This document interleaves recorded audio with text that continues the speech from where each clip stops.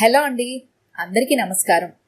ఈరోజు మనం ఎం నాగలక్ష్మి గారు రచించిన అనకాపల్లి టు అమెరికా అనే ఓ చక్కటి కథను విందాం.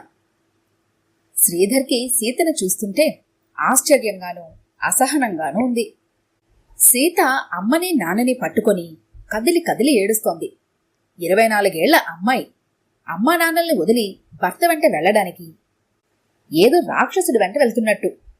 ఇండియన్ అమ్మాయిలు, ముఖ్యంగా ఆంధ్ర అమ్మాయిలు ఇంకో 100 ఏళ్లైనా మారర్లా ఉంది. ఎంత చదువుకున్నా, ఉద్యోగాలు చేస్తున్నా ఇలాగే ముగ్ధంగా, అమాయకంగా. సీతవంక మురిపెంగా చూశాడు శ్రీధర్. తమ పెళ్ళై ఇంకా వారం తిరగలేదు. తమ మధ్య 3 ముళ్ల బంధం తప్ప ఇంకా ఆ ముచ్చట తీరనేలేదు. అందువల్లే పరాయి వాడితో వెళ్తున్నట్టు ఫీల్ అవుతోందా? నెల్లాళ్ళయింది తను ఇండియాకు వచ్చి. అమ్మా నాన్నల కోరిక మీద తనకు నచ్చిన అమ్మాయి దొరికితే పెళ్లి చేసుకుందాము అనుకున్నాడు. ఎంతమందిని అమ్మా నాన్నలకి నచ్చిన వాళ్ళని చూసినా తనకెవరూ నచ్చలేదు. సీత, చెకిన్ అవ్వాలి ప్లీజ్, త్వరగా రా. సీత, శ్రీధర్ అందరికీ టాటాలు బాయ్బాయ్లు చెప్పి లోపలికి నడిచారు. ఇంకొక్క రోజు మన ఇంట్లో ఉంటాం, శ్రీధర్ పరవశంగా అన్నాడు. సీత ఏం మాట్లాడలేదు. పెళ్లైన ఈ 4 రోజుల్లోనూ తమిద్దరూ మరీ ఎక్కువ ఏం మాట్లాడుకునే లేదు. వీసా అది ఇది అంటూ తిరగటం, తిరుపతి వెళ్లడం, ఎవరో ఒకరు తమతో అన్ని చోట్ల ఉంటూ ఉండటం, ప్రయాణాలు ఒకటే హడావిడి. అందుకే తను ఫస్ట్ నైట్ అమెరికా వెళ్ళాకనే అంటే ఎవ్వరూ కాదని లేకపోయారు. సీత, కాఫీ ఏమైనా తీసుకుంటావా? శ్రీధర్ ఆప్యాయంగా అడిగాడు. వద్దు, సీత అతని వంక చూడకుండానే అంది. సీత మాట్లాడే మూడ్లో లేదని గ్రహించి శ్రీధర్ నిట్టూర్చాడు. అమ్మా నాన్నల్ని వదిలి వెళ్తున్నానన్న బాధేమో. అయినా ఈ రోజుల్లో అమెరికా ఎంత దూరమని ఏదైనా మాట్లాడకూడదు? శ్రీధర్ సీత భుజాల చుట్టూ చెయ్యి వేయబోయాడు. సీత ఒక క్షణం ఇబ్బందిగా కదిలి అతని చేతుల్ని మెల్లగా తొలగించింది. ఏమున్నాయి మాట్లాడడానికి? సీత అనాసక్తిగా అంది. శ్రీధర్కి ఎందుకో మొదటిసారి మనస్సు చివుక్కుమని అనిపించింది. కొత్తగా పెళ్ళైన వాళ్ళకి మాట్లాడడానికి ఏమీ ఉండవా? ప్లేన్ ఎక్కిన ఇన్ని గంటల్లోనూ తనంతటి తనే ఏదైనా మాట్లాడుతుందేమో. అమెరికాలో తన ఇంట్లో పరిసరాల గురించి అడుగుతుందేమో. ప్లేన్ ఎక్కిన అనుభవం కొత్తగా ఎంజాయ్ చేస్తుంది అనుకున్నాడు. ఎన్నిసార్లు తను పలకరించినా ముభావంగా, పొడిగా జవాబులు చెప్తోంది. మొదట అమ్మా నాన్నలను వదిలిన బాధ కాబోలు అనుకున్నాడు. కాని ఏమూలో something is wrong, something terribly wrong. Sridhar అంతరాత్మ అరుస్తున్నట్టు ఉంది. శ్రీధర్కి అమ్మా నాన్నలు చూసి వచ్చిన ఒక్క అమ్మాయి నచ్చలేదు. మళ్లీ ఏడాది వచ్చినప్పుడు చూద్దామమ్మా, మీరు నన్ను కంగారు పెట్టకండి, శ్రీధర్ ఖచ్చితంగా చెప్పేశాడు. ఆ రోజు అందరూ అనకాపల్లిలో ఉన్న తండ్రి ఫ్రెండింట్లో ఒడుగు అని వెళ్లారు. సాయంత్రం బయలుదేరి వస్తుంటే ఆయన తన ఫ్రెండిల్లంటూ ఒకళ్ళింటికి తీసుకువెళ్లాడు. అసలే పొద్దుటించి బోరుకుట్టిన శ్రీధర్కి చాలా చిరాకేసింది. మళ్లీ ఇంకొకళ్ళింటికా? మనసులోనే తిట్టుకున్నాడు ఒడుక్కి వచ్చినందుకు. అందరూ పరిచయాలై ఊరు కబుర్లు, రాజకీయాలు మొదలుపెట్టారు. అప్పుడు కాఫీ టిఫిన్లు తీసుకువచ్చింది ఆ అమ్మాయి.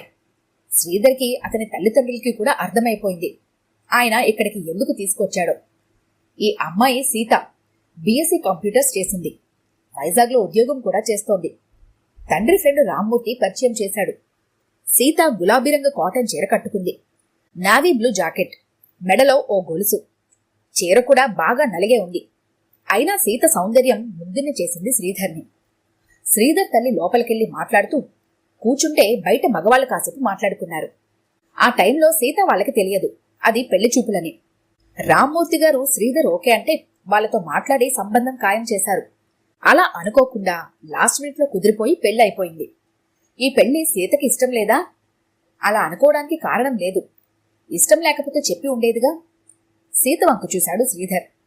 కళ్ళు మూసుకుని ఏదో దీర్ఘాలోచనలో ఉన్నట్టుంది. కనురెప్పల కింద తడి మెరుస్తోంది. Are you all right?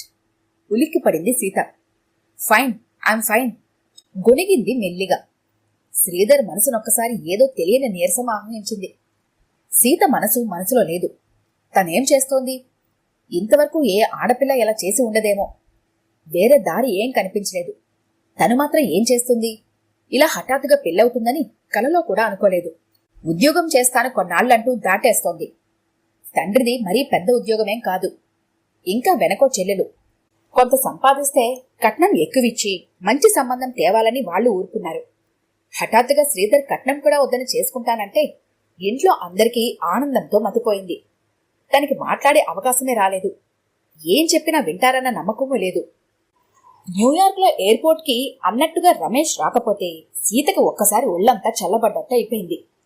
వస్తానన్నాడుగా, తప్పక వస్తాడు. సీత వైజాగ్లో చదువుతున్నప్పుడు ఫ్రెండ్ వనజ ఇంటికి తరచూ వెళ్తుండేది. వాళ్ళింటిపైన గదిలో వనజ కిచెన్తో పాటు రమేష్ చంద్ర కూడా ఉండేవాడు. నలుగురు కబుర్లాడేవారు కలిసినప్పుడల్లా. మెల్లిమెల్లిగా రమేష్ సీతల మధ్య ప్రేమ అంకురించింది. రమేష్ బెంగాలీ, తను ఆంధ్ర. వాళ్ళింట్లో ఒప్పుకున్నా తనింట్లో మాత్రం చచ్చినా ఒప్పుకోరు. రమేష్ తండ్రి చాలా ఏళ్లగా వైజాగ్లో చుట్టుపక్కల ఊళ్ళోనే ఉద్యోగాలు చేయడం వల్ల రమేష్కి తెలుగు రాయడం చదవడం క్షుణ్ణంగా వచ్చు. చెప్తే తప్ప అక్కడ తెలుగువాడు కాదని తెలియదు. రమేష్ ఇంజనీరింగ్ అవుతూనే అమెరికా వెళ్ళిపోయాడు. 2 ఏళ్లు ఆగితే వచ్చి పెళ్లి చేసుకుంటాను అన్నాడు. అక్కడ రమేష్ చదువు అవ్వాలి, రావాలి. తను వైజాగ్లోనే ఉద్యోగం చేస్తూ ఉండటం వల్ల రమేష్తో మాట్లాడుతూ ఉంది. అతని చదువు పూర్తయింది. ఉద్యోగం చూసుకుంటున్నాను, త్వరలోనే వస్తాను అని అన్నాడు. ఇంతలో ఇలా పెళ్ళైపోయింది సీతకి. ప్లేన్ న్యూయార్క్లో ల్యాండ్ అయింది. Sita, you are home. ఇక్కడ నుంచి ఇంకో ప్లేన్లో ఇంకొన్ని గంటలు మన ఇంట్లో ఉంటాం. శ్రీధర్ ఎయిర్పోర్ట్ లాంజ్లోకి నడుస్తూ అన్నాడు. సీత అతడి వెనకే నడుస్తూ 4 వైపులా చూస్తోంది. రమేష్. సీత పరిగెత్తినట్టు వెళ్లి రమేష్ని అల్లుకుపోయింది. హఠాత్తుగా సీత ఎవరి దగ్గరకు పరిగెత్తడం చూసి శ్రీధర్ దిమ్మెరపోయాడు. న్యూయార్క్లో ఎవరైనా వస్తారని కానీ తెలిసిన వాళ్ళు ఉన్నారని కానీ తనకు తెలియదే. సీత. సీత వెనక్కి తిరిగి చూసింది. ఆ కళ్ళల్లో అంతులేని ఆనందం. కళ్ళల్లో కొత్త మెరుపు చూసి అయోమయంలో పడ్డాడు శ్రీధర్. కొంగు భుజాల చుట్టూ లాక్కొని అతని చెయ్యి పట్టుకుని శ్రీధర్ దగ్గరికి వచ్చింది. ఇతను రమేష్. నా జీవితం, నా గమ్యం అన్నీ ఇతనే. మిమ్మల్ని మోసం చేయాలని నా ఉద్దేశం కాదు. అర్థం చేసుకోండి ప్లీజ్. నాకు వేరే దారి లేకపోయింది.